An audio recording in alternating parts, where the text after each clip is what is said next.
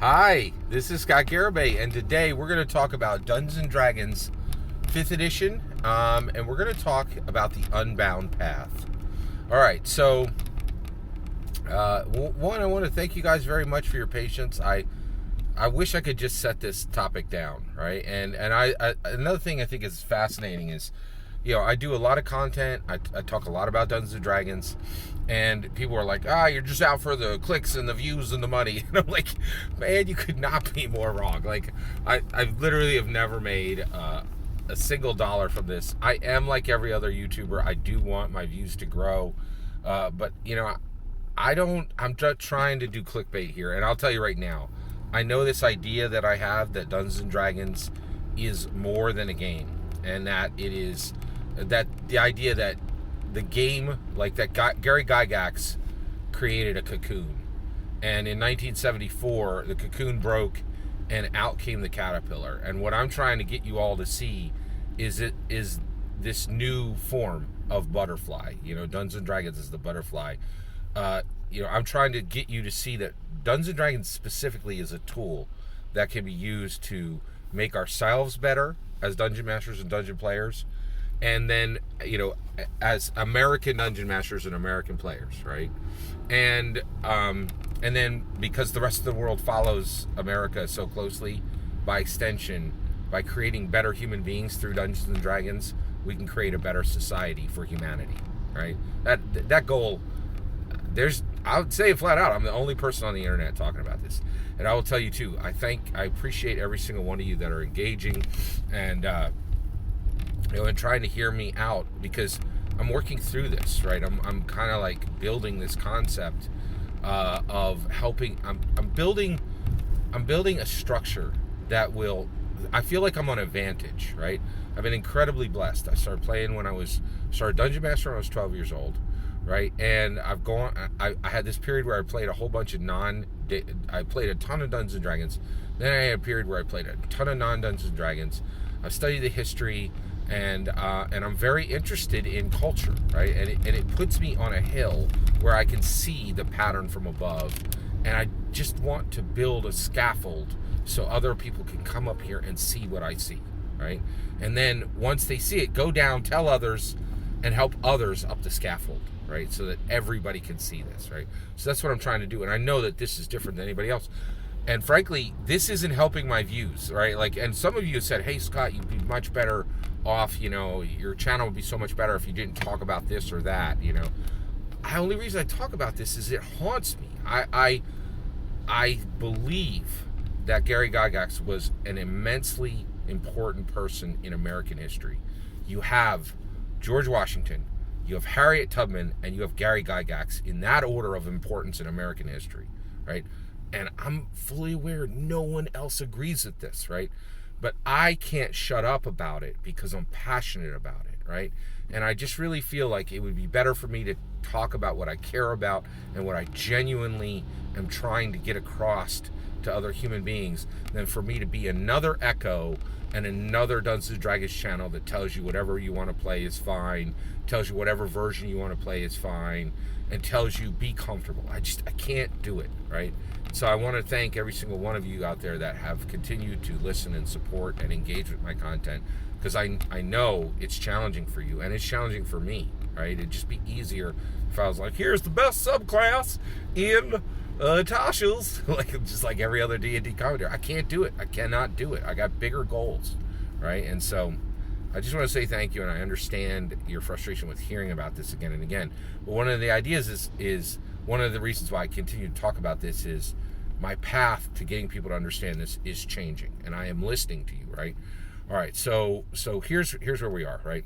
So previously I have said that Dungeons and Dragons is a life path, right? Now, it doesn't matter if I think I'm right or wrong on that. The one thing I've learned is that when you say Dungeons and Dragons is a life path, people get upset and they get frightened, right? And they get agitated, right? So they come in the comments and they're like, "You're wrong." Now, first of all, don't ever hesitate to tell me I'm wrong. You're more than welcome to tell me I'm wrong. I don't mind people telling me wrong. The biggest one is the ad hominem attacks against me, right? And the one that really changed, I think, a lot, and really changed my language, changed how I talked about communities, was when people would do ad hominem attacks about people in my family. That is just horrific, and I now have experienced it. It's no fun, right? But it's but people get upset and they ad hominem attack you, and they ad hominem attack your family. It's incredibly frustrating. Now, yeah, it's frustrating, right?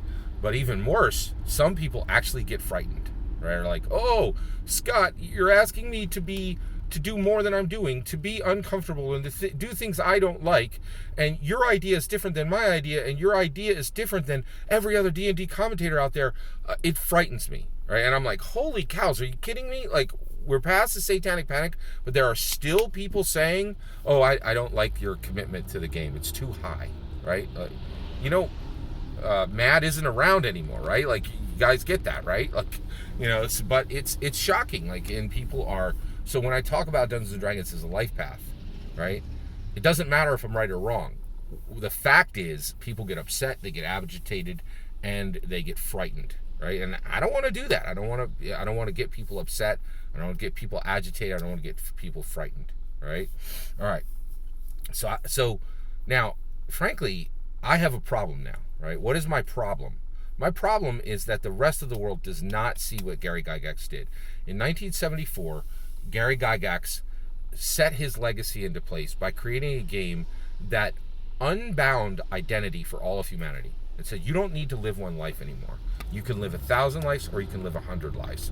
The only difference is if you're a dungeon master or a dungeon player, right? Your one life is no longer. I can give you. Nobody can give you immortality, but I can give you new lives right now, today, for $0. Right? That's incredible. That is incredible, right? What he created is just staggering, right? Doesn't end there. He also creates unbound immersion. He's like, okay, I see the book. The book takes 18 months to get to from writer to reader, right? That's horrible, right? What if this, brilliant dungeon master has a story on Wednesday, and you could experience it on Saturday, right?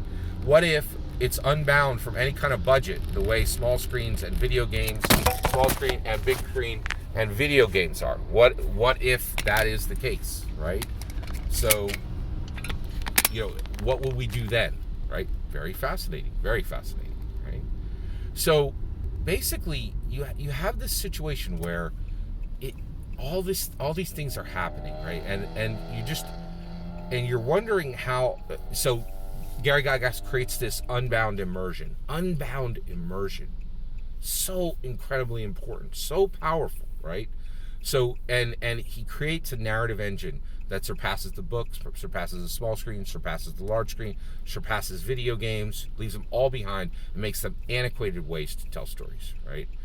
And all of this, right, is just the start, right? In that he also sets into place these three pillars of exploration, interaction, and combat, right? Saying, hey, as a human being, you should be exploring your world. You should be exploring cultures, right? As a human being, you need to be able to interact with everyone around you at a better rate than you're doing it now, right? As a human being, the game puts forward combat, but it's really an analogy for you combating your own stubbornness, your ignorance, and every other deficiency you could find, right? And so Gary Gygax sets into place this incredible element into life, which is truly incredible, right? And once you see this, you don't see it as a game anymore. You see it as the unbound path, right? So I've been saying, hey, Dungeons and Dragons is a life path. That makes people frustrated. That makes people agitated, right? That makes people upset, and that makes people frightened, right? And that's not my goal, right?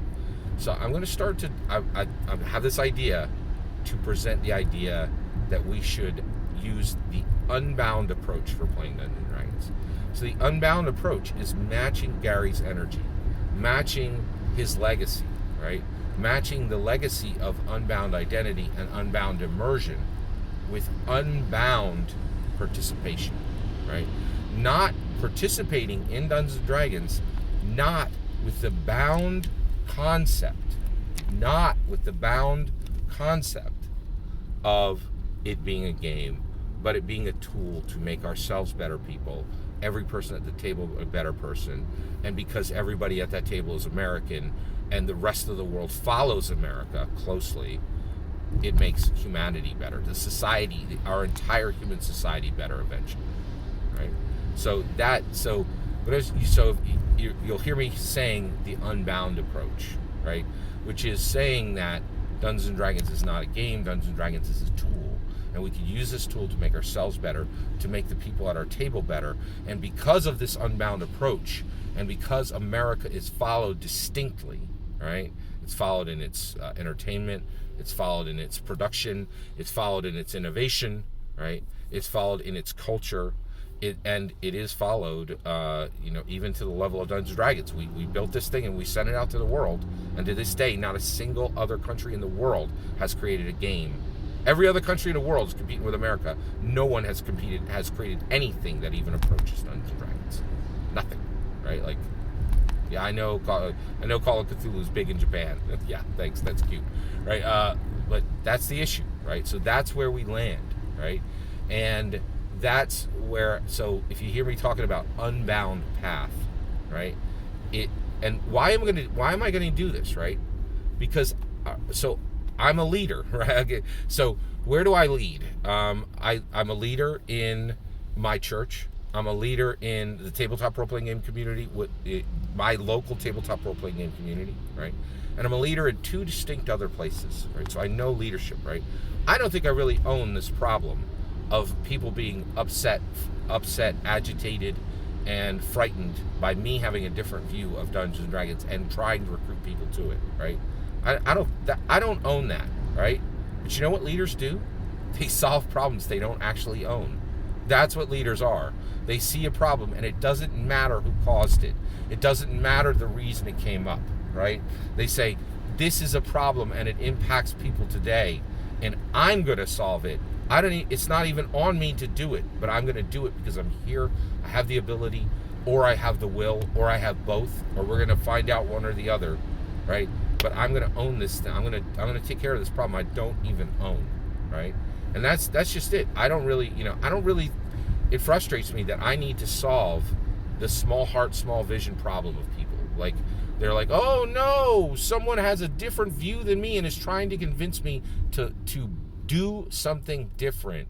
I'm going to be agitated. I'm going to be upset. I'm going to be frightened, and I'm going to use ad hominem attacks. Why should I own this? But I have to. That's what leaders do. And I want to be a thought leader in the Dungeons & Dragons community, and that means I need to pick up problems that I don't actually own. All that's my opinion. I'd love to hear your thoughts. Let me know in the comments below. Please consider liking and subscribing, and get on the Unbound Path.